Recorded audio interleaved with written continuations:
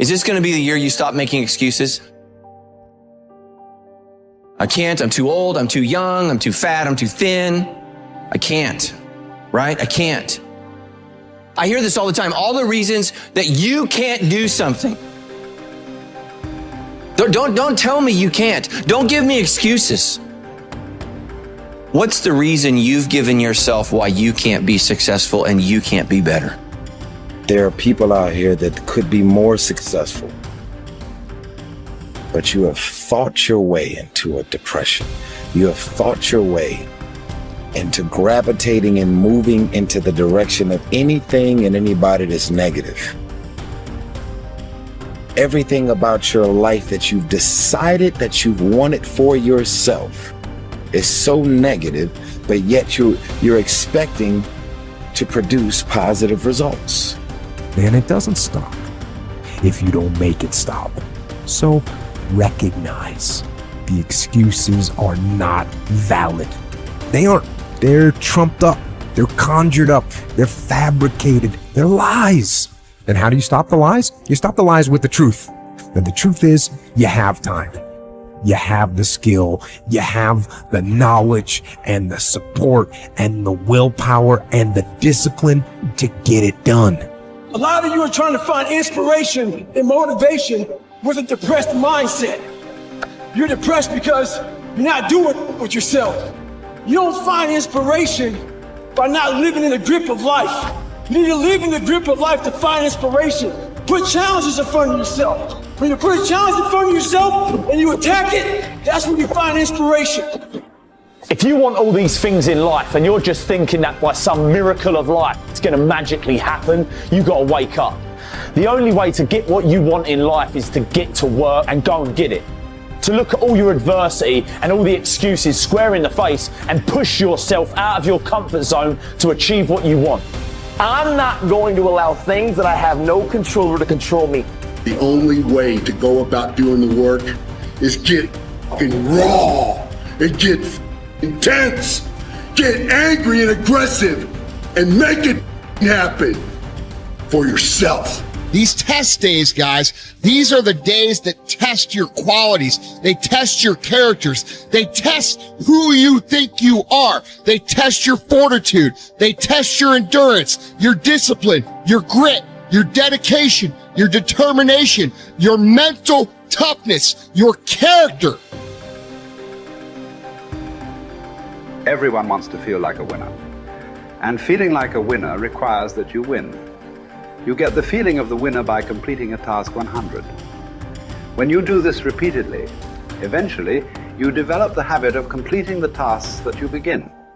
When this habit of task completion locks in, your life will begin to improve in ways that you cannot today imagine.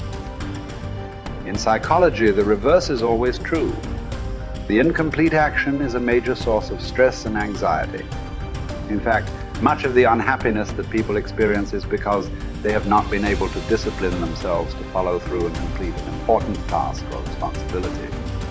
If you have ever had a major assignment that you have been putting off, you know what I am referring to. The longer you wait to get started on an assignment and the closer the deadline approaches, the greater stress you experience. It can start to keep you up at night and affect your personality. But when you finally launch into the task and push it through to completion, you feel a great sense of relief and well-being. It is almost as if nature rewards you for everything that you do that is positive and life-enhancing. At the same time, nature penalizes you with stress and dissatisfaction when you fail to do the things that move you toward the goals and results that are important to you. Pick something, right? Pick something, a nameable goal, and then try to implement it. And what'll happen is you'll learn a lot by trying to implement it. And one of the things you might learn is what a slightly better goal might be.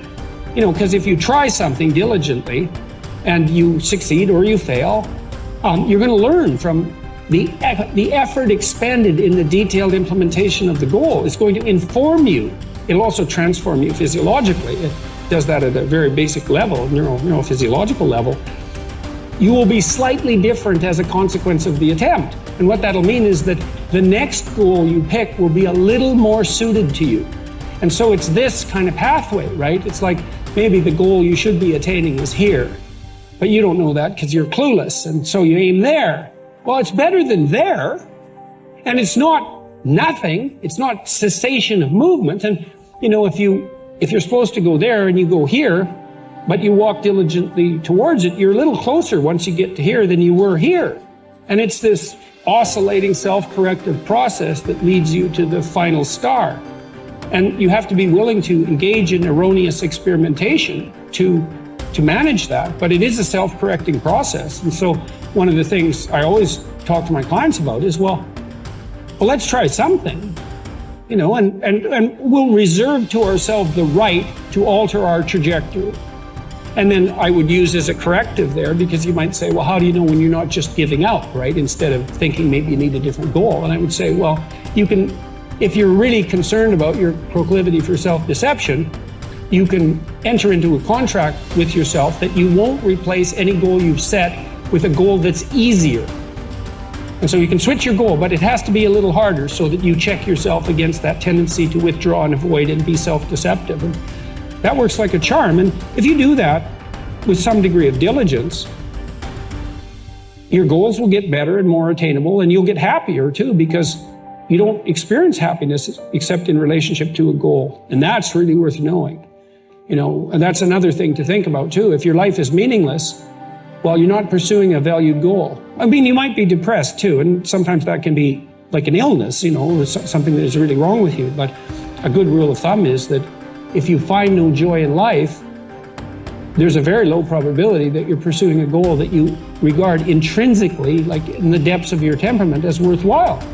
And that's technically true, because we do in fact experience most of the positive emotion, let's say, that's associated with emotions like joy. We experience that in relationship to a goal. So, well, then you want to find a goal that regulates your negative emotion and that brings you a certain amount of positive emotion and that expands your competence as you pursue it. And you will experience that as meaningful. That's really what meaning signals. Meaning signals you're doing all those things. You say, well, that's not real. It's like, don't listen to the semantic chatterbox so much, right? There's levels of you that are far wiser than that. And you can watch what happens to you instead of noticing what you think. The way that you develop courage and confidence is with knowledge and skill. Most fear and doubt arises out of ignorance and feelings of inadequacy of some kind. The more you learn the things you need to know to achieve your goals, the less fear you will feel on the one hand, and the more courage and confidence you will feel on the other. Think about learning to drive for the first time. You were probably extremely tense and nervous and made a lot of mistakes. You may have driven erratically and been a danger to yourself and others. But over time, as you mastered the knowledge and skills of driving, you became better and better and better, and your confidence increased. Today, you can quite comfortably get into your car and drive across the country with no fear or worry at all. You are so competent at driving that you can do it well without even thinking about it. The same principles apply to any skills you need to learn to achieve any goal you can set for yourself. There's some times where the mind gets overwhelmed and you cannot slow it down.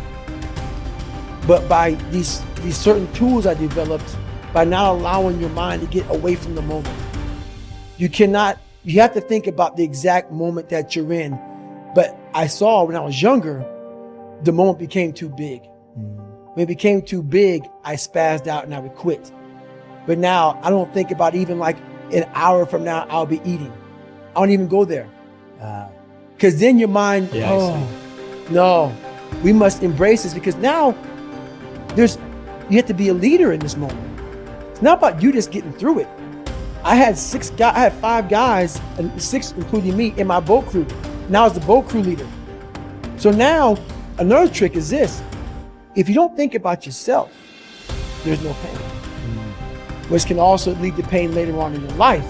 But in these moments when you're struggling, if you are a true leader and you're worried about your men or women beside you, your mind doesn't care how cold you are anymore. Your mind's only worried about taking care of the men and women beside you. So I started realizing, man, if I take care of these cats to my left and my right in the worst moments, My mind is no longer thinking about, you're miserable, David Goggins. Get the hell out of here. You think about, how is John? How is Andy? How is Sam? How is Pete? Hey, how you guys doing? You're not thinking about me. So there's so many things you can do to get outside your own head to then allow your body to just be like, hey, we're just a machine. But you have to let your mind be able to process all these different tactics to do that. Take a different vantage point in life.